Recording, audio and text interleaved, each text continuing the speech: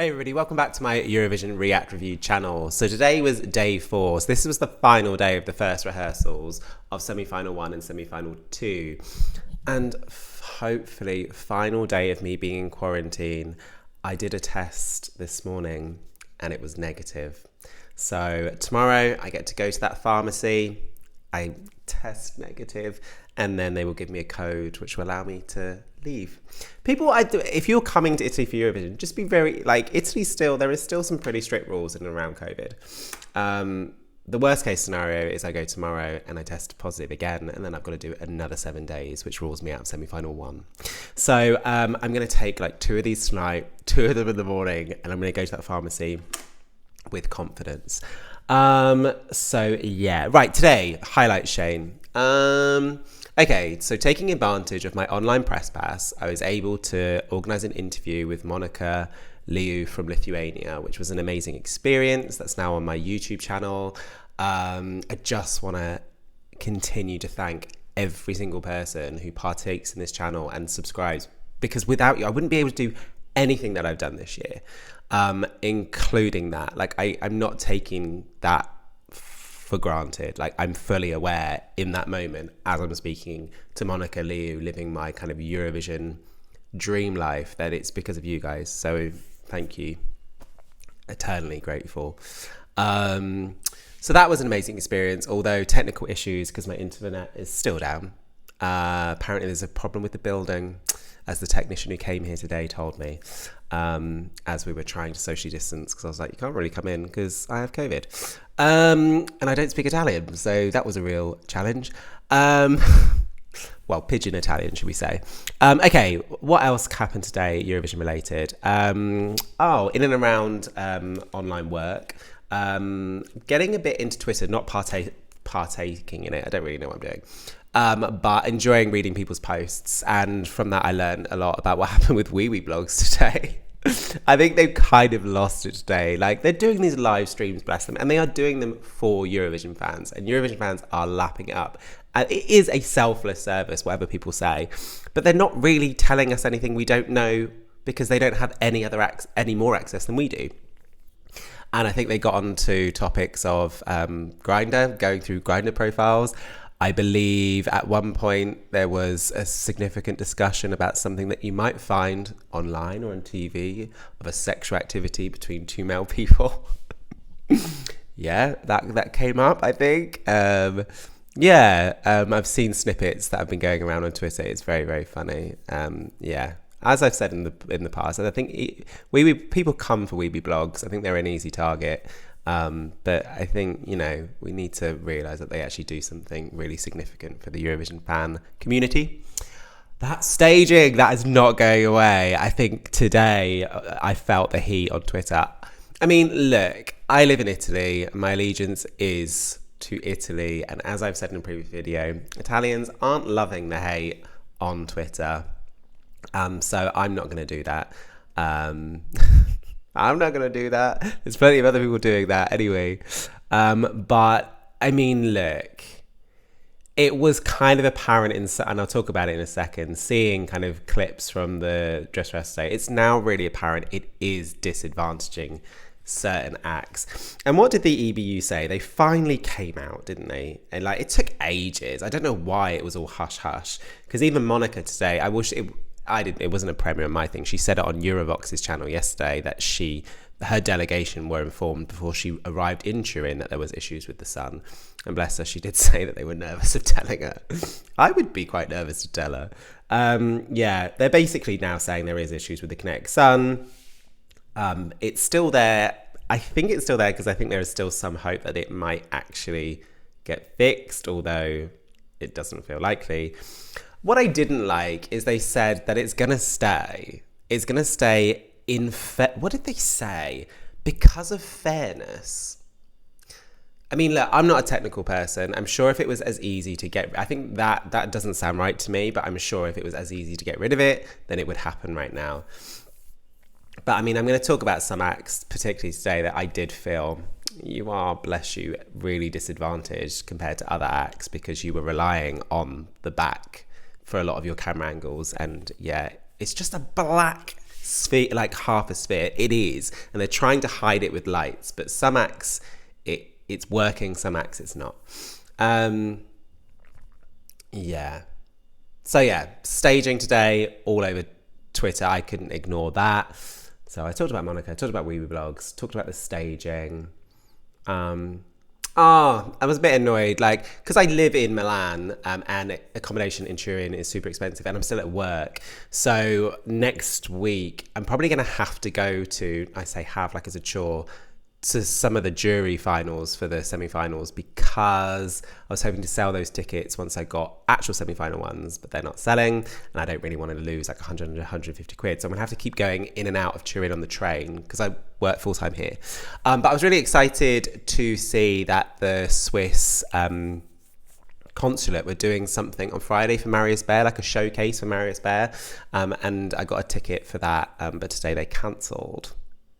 So other than that, I haven't seen anything else that's happening in Milan, Eurovision related. I think I've said in previous things, like Italy and Eurovision, they don't go together as much as you think they do. Trust me, I work with Italians. When I talk about Eurovision, there is familiarity with it, but yeah, it's not been as embraced as other countries. Okay, so let's just quickly go through what we saw today. Okay, so we started off with Brooke from Ireland. I managed to go to her meet and greet. Like I said, because I'm back at work, I've got to manage it all. But I managed to catch quite a bit of hers. In a break. I did ask a question. Thank you for those people who gave me a bit of confidence when I said in one of my previous vlogs I'm losing or have lost a bit of confidence to ask questions because I'm not going to repeat what I said.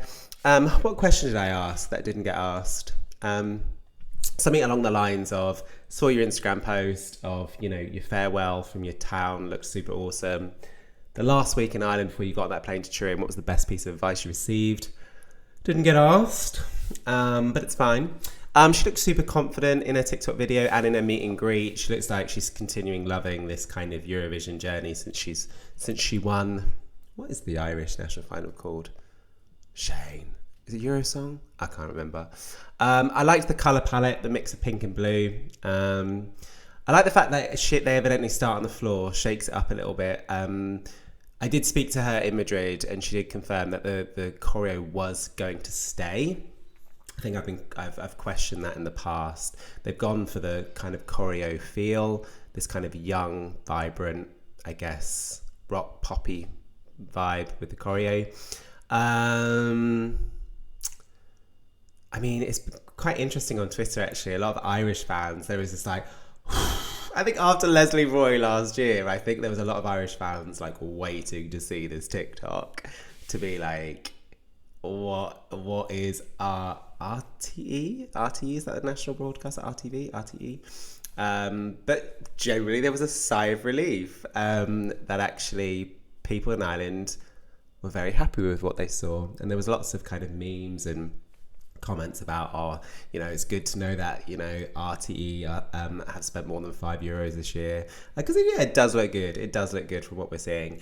It is, let's call it, it is a shame. Now we've seen Cyprus. It's coming after Cyprus. That's such a shame. I think when they do these running orders, it is just based on the audio version, right? Mind you, they do have an outline of colour schemes and what delegations want to do. It'd be interesting to see if they had done. I'm not kind of wanting to change how Eurovision does things, but like maybe they should actually see the different stagings, then decide the running order. Because I feel coming after Cyprus does put her at a disadvantage. Yeah, that's all I really have to say. I can't wait to see the second rehearsal of that one. North Macedonia. I saw 2 comments on Twitter today that was so true, and it's like, why is everyone forgetting North Macedonia? No one's talking about North Macedonia. I mean, that's a positive in the sense of there was a lot of people coming for some acts today on Twitter.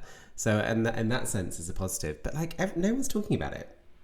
And what I just do want to say is, and kind of what I said after Madrid, is the one thing that we know we're going to get from Andrea is just an amazing vocal. And I think there are some acts that people are sitting at home being like, just praying to anything that might exist that has some sort of power that their kind of entry from their country is going to be able to sing their song live well.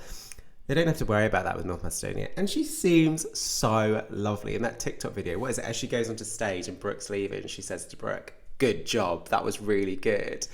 And I was like, "Oh, you seem lovely." There wasn't really much else that we really kind of got from the TikTok video today from North Macedonia, other than Andrea seems lovely. Estonia. Like, what I'm going to do in the next kind of week or 2 weeks is anytime I kind of feel down, I'm going to watch this TikTok because it's Stefan looked like a boy in a toy shop from the very beginning right to the end. His smile, like you could see as he was walking to the stage, he was like a little child. And when he got on stage, that TikTok video gave me life. And you know, yeah, that's all I have to say from that. He's evidently left the Cowboys at home, as far as we can see. I mean, I think that's a good thing. But the problem is, now they've not brought the Cowboys with them, they don't have as much to work with if the sun doesn't work. I'm rooting for Estonia. I hope the sun bloody works for him, because I will say there are a few countries that, like I said, I've gone back through the TikToks. There are a few countries that it is evident from the images that Eurovision.tv have released that some countries are disadvantaged by this black thing at the back of the stage. And I think Estonia is one of them. So that sun better bloody work, because I am rooting for Estonia. I mean, it's in my top 5, right? That was it. I think because of that, I think a lot of people, there were some comments on Twitter about being slightly underwhelmed. I wouldn't be. Like, we've seen in Estee Lau, like his energy on the stage, and evidently what we've seen from TikTok is he's going to use the runway and engage with the crowd, and that energy in itself is gonna make up for some hesitation today on Twitter. I think because it is just him on a guitar living his best life, going around stage, and other than the images in the background of that bloody gaping black hole, no one's fault, not shedding any blame at anyone. The last thing to say is the beard is back. I know after Madrid a lot of people were like, where's Stefan's beard? It's back. Okay, and then we got Rus from Romania. I got to see his meet and greet. Bless him. Anything stand out from that meet and greet, Shane? Did you ask a question? No, I didn't. No, not that I remember. I think, the first thing that I thought when I kind of saw him and saw the few clips from TikTok is, how much different is this from the national final? And I think it's going to be a lot different. I think the camera angles are inevitably going to be better. The brief snippets of first of all, the outfits look better, what they're wearing and what he's wearing as well. I like the kind of flamenco inspired outfit, and I like the colour palette of black and red together. And the choreo looks more polished and less cheesy than the national final. And again, a bit like Ireland, it was quite interesting seeing Romanian fans on Twitter today be like, whew, because obviously last year, bless them, they obviously had Roxanne with Amnesia, and I think TVR, is that the national broadcaster? I think a lot of hate was thrown towards them about the staging of Romania last year. So there was a sigh of relief, what I could see on Twitter from Romanians today, from what they could see. Then we've got Christian from Poland. I saw his meet and greet. I find him fascinating. His calm, cool and collected nature just draws me in. I asked him a question, didn't get asked. What did I ask? I asked, Michael Spack was your mentor on The Voice. Have you managed to speak to him recently? Has he given you any words of advice for Eurovision? We will never know. The one thing, again, a bit like what I said about North Macedonia, you don't have to worry about that voice. There was a few awkward moments in the meet and greet. Mario kept on trying to make him sing songs, and you could see Christian's like, I ain't doing it, I ain't your puppet. He did quite well. Sometimes he's like, no, and sometimes he's like, well, I'll sing this for you. Yeah, interesting.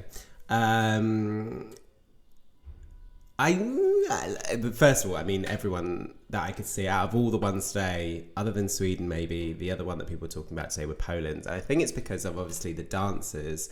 And he did say in his meet and greet that they are demons and they represent our demons. And then Mario did ask him, "What's your biggest demon?" To which Christian wisely said, "My demons are no bigger than everyone else's." Okay. That's not dissing Christian. We know that I love Christian. Yeah, they've got I quite liked the imagery actually. There's on the LED screen, there's his face with the water ripple effect over it. I quite like that. Because I think the stagings that have darker colours don't seem to be obviously as affected by that bloody black hole. Because they've gone for a kind of black and blue theme, I don't think Poland's affected by it, so that's a huge advantage for them. Anything else I want to say about Poland? I think other than... I think people are now starting to realise that Poland is a serious dark horse and people need to kind of start being aware that this could win. And I think once that happens, then you can see that some people start coming out of the woodworks to try and kind of bring that down. And I saw one or two things on Twitter and I was like, you're talking rubbish. Like, everything about today was great and the song's great and Christian's great. And if Christian wins, no one should be surprised. Montenegro. Do you know what? If you saw my the 30-day challenge with Jordan made some kind of really poignant points about this song. I think this song still potentially could do really well if she can nail that vocal. It is really the only ethnic ballad. And Alicia Michelle, I think, put Montenegro in her bottom 5. I watched some video and she said it's not ethnic enough for her. Okay. I get the ethnic vibe through it, to be honest. And there's always going to be a market for that. There's something exciting that we've not seen, but I read somewhere that they stated what it was. It's a light up circular disc that's going to go on her back. And in the TikTok video, we don't actually see it. It's obviously in that box, isn't it? A lot of memes today comparing, obviously, the images that Eurovision.tv released today with Drip Drop from Azerbaijan. I've forgotten her name now. Okay. I mean, I think the dresses look very different. Again, it's black and blue. So again, we're not as affected by that black gaping hole in the back. But again, I don't know whether there's going to be a lot of camera angles on her because she's alone on stage. And if she's got that thing that they've obviously shipped over and probably paid quite a lot of money for, I'm assuming the camera angle is going to be close on her. Out of all the countries today, the one that I really don't have much to say on, based on, I didn't go to the meet and greet and there wasn't really much in the TikTok video, and that's Belgium.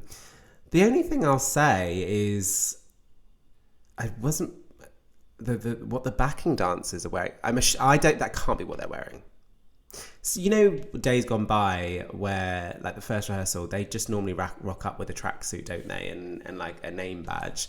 I'm really hoping that was the case today, because what the backing dancers are wearing, but they are all in unison, so maybe that is what they're wearing. And I will say also, I don't necessarily think that Jérémie was also giving it his all as well in regards to energy. I made a comment about that in Madrid, and someone said that no, Jérémie has made it clear, I think, in Madrid he was taking it a bit easy. And again, we have to remember, like, do take it easy. These 2 weeks are going to be super, super intense. Not only the rehearsals themselves, but these people, obviously, outside of rehearsals, I mean, I've experienced it myself, they are doing media. So, you know, there's obviously that segment of the TikTok where he's dancing with his dancers. And yeah, I think he's just taking the... There's not much I can say about Belgium. And also, just... You know, if anyone is going to YouTube and ranking what they're seeing or kind of being critical of what they're seeing, other than the backdrop, I don't know how you can really do that yet from the TikTok videos. I'm fully of the mantra, let's not say anything critical. I mean, I've said one or two things, but that's only kind of doubts or question marks that hopefully will be answered once I've seen the second semi-final. But I wouldn't be critical at this stage from what little we're seeing. Sweden.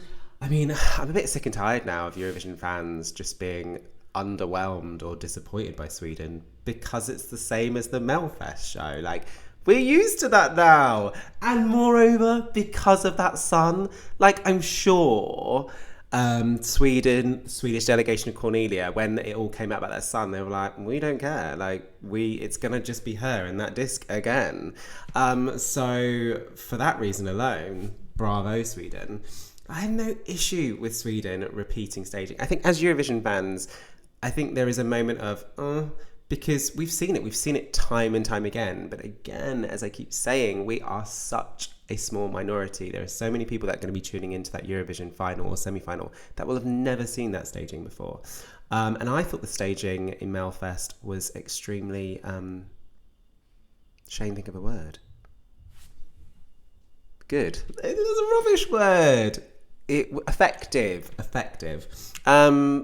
Still no shoes, which I like. Still relying on the pin, which is green, which I like. It has the same circular projection that she used in Melfest. The pin. What?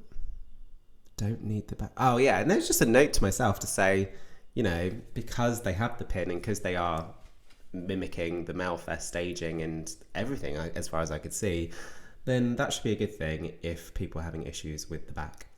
I still think Sweden is a contender for the win. Czech Republic, I love what they're wearing. Was it my 30th where I had a black, purple and gold theme? I just love those colours together. So as soon as I saw those colours on We Are Domi, I was super loving that. And it was her birthday. Again... Okay, let's just say it. Like, I'm not going to say it because I still think it's unfair. I think there is one other dance act that people are still talking about, bloody vocals. Just that person is super young and just, it's not helpful. But what we saw from We Are Domi is vocals were on point. And when she hits that high note, I know obviously it's different. There's not a huge crowd in front of her. And as a result of that, she's not going to be as much affected by nerves. But yeah, vocally what we could see there was good. They seem to have been able to use or find every single light in Turin. Have you seen those images? I'm sure we all have now on Eurovision.tv, like the beams of white light. Like, there cannot be any more light bulbs in Turin, surely. They're all on that stage. And also on Twitter, there are lots of close-ups of the images of the statues that are on the LED screens with a lot of male genitalia, shall I say, being visually presented on stage, which is fine. Classical statues tend to be naked. I don't understand the story behind that, though. Maybe I will when I see the whole second rehearsal, but the relevance of the statues. Il Divo had the statues, didn't they? Italy. But these ones get blown up. We could see that in the TikTok videos. But I was quite impressed. I think what a way to end the semi-final too. It seems like that's going to be a song that people are gonna remember, based on what little we can all see. So that, again, a bit like day 1, 2 and 3, is just a commentary of what we all can see. I haven't really added anything new to anyone's life by doing that.